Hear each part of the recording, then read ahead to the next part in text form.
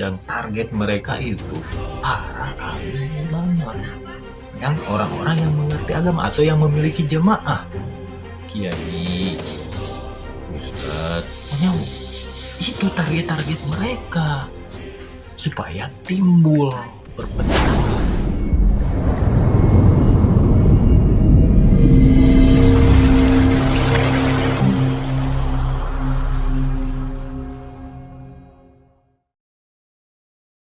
Assalamualaikum warahmatullahi wabarakatuh. Sampurasun sadayana dadulur salamurno aya di Nusantara ya sakecamatan.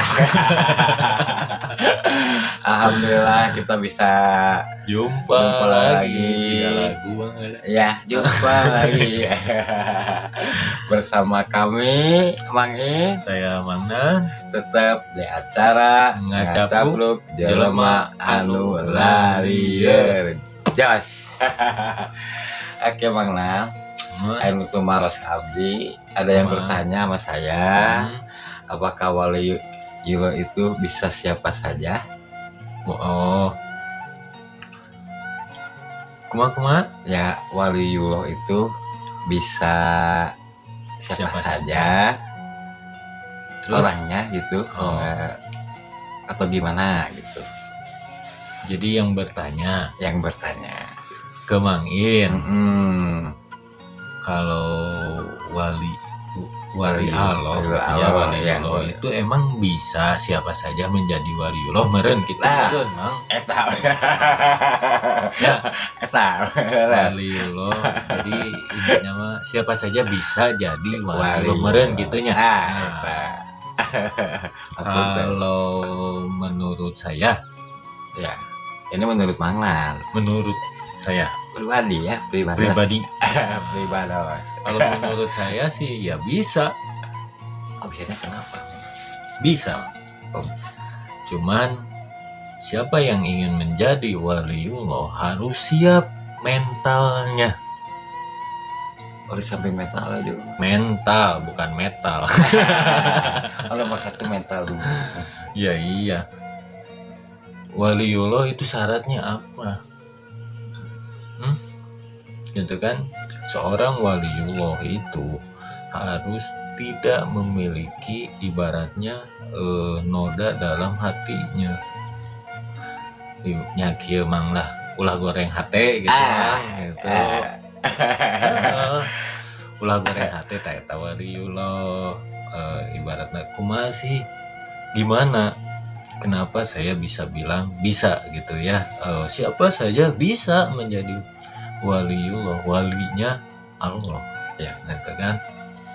Karena Allah, Tuhan yang Maha Kuasa itu Maha Adil dari segalanya gitu. Jadi siapa saja yang bisa, maksudnya yang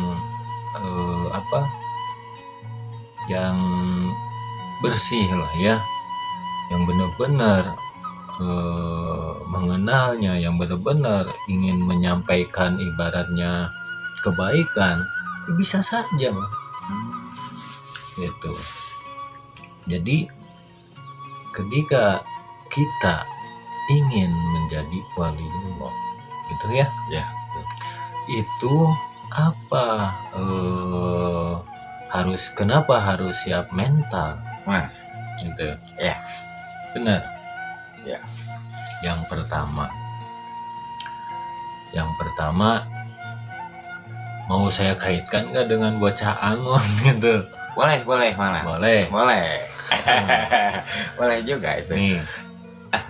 Bocah Angon itu kan sifatnya rumah di pinggir sungai itu apa gitu kan, intinya lah kan udah sering saya bahas nih, masa saya harus ulang lagi gitu kan?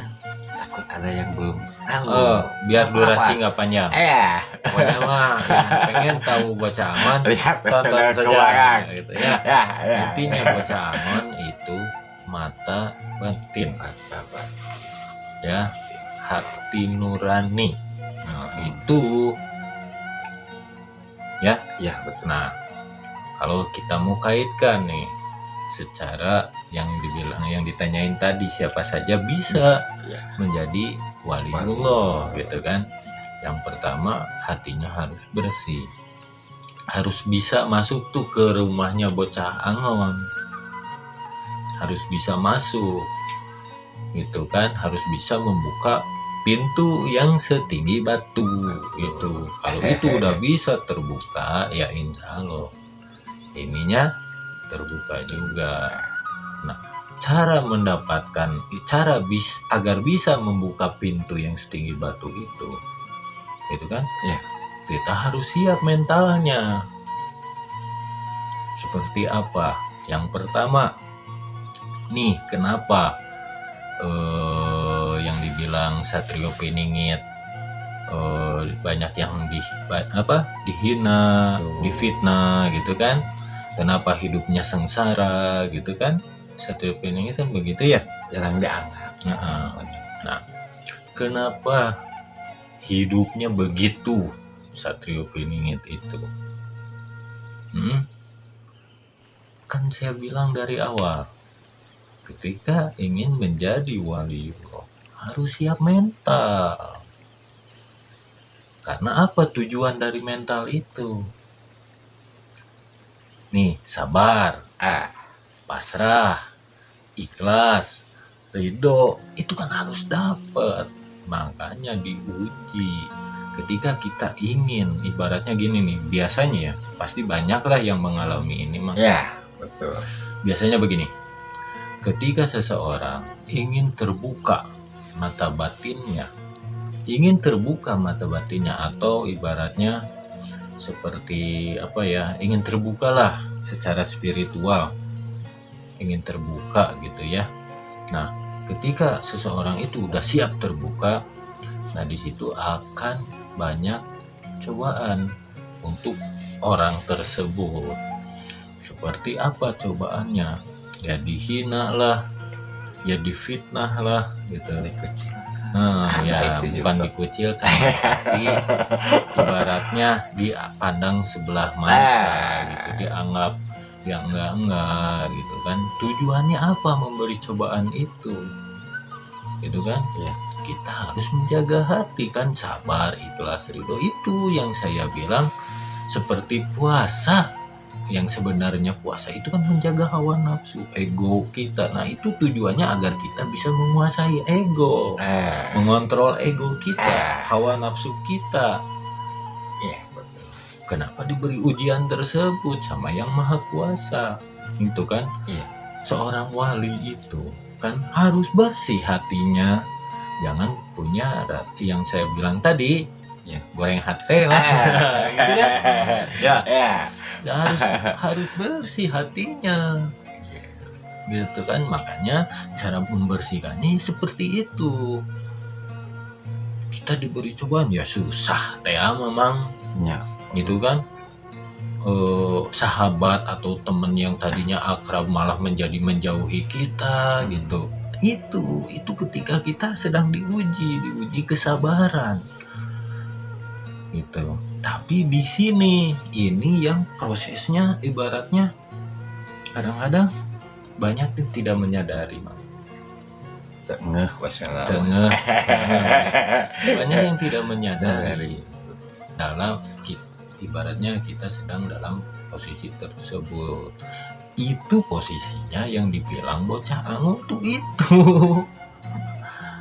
Bocah angon tuh itu. Jadi ibaratnya mendasari itu. Jadi ketika hidupnya susah, hidupnya dijauhi orang atau dihina orang, itu difitnah orang, gitu kan, malahan susah cari kerja kalau yang lagi pengangguran. Kalau yang lagi kerja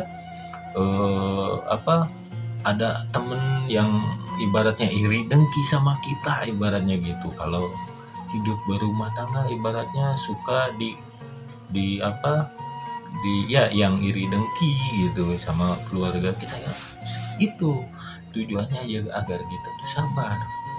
Dapat nggak nih sabar ketika diberi ujian ini? Kita sabar sambil menjalani hidup. Sabar sambil menjalani hidup, gitu kan? Dengan rasa pasrah dan ikhlas gitu kan. Di sini tuh ketika diuji itu tuh sebenarnya kita mempelajari tentang innalillahi juga di situ, Bang. Itu tuh karena innalillahi ini kan dasarnya gitu untuk mengontrol yang dibilang hawa nafsu, untuk menyucikan diri kita agar terbuka nih mata batin kita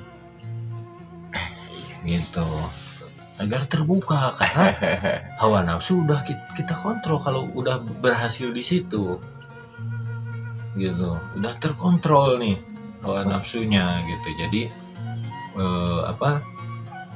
ibaratnya seperti yang dibilang kalau dalam Islam takaran keimanannya kalau nggak salah, soalnya nggak selalu harus ulama, harus ustadz atau ibaratnya petinggi-petinggi atau ulama lah ya. Kalau di amal lain mah ada menurutnya pastinya Ada. penyaho gitu. Kena. Ulama atau yang ngerti agama lah. Nah, ibarat seperti itu kan belum tentu ibaratnya mereka bisa menguasai ego atau hawa nafsunya. Nah, Masih tetap toh yang sekarang juga masih pada saling menyalahkan tentang pengetahuan agama. iya. Coba masih banyak yang menyalahkan tentang Islam sesama Islam itu Iya. memang masih saling menyalahkan karena masing-masing kan memiliki ego sama kan gitu. Iya. Bukan dicari benang merah, malah saling menyalahkan. Iya. Nah, di situ ketika kita bisa nih mengendalikan hawa nafsu kita, Iya. Tuh.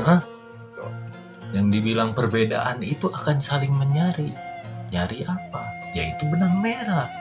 Kenapa kita bisa ada perbedaan ini? Gitu kan? Kalau bukan ego kita masing-masing.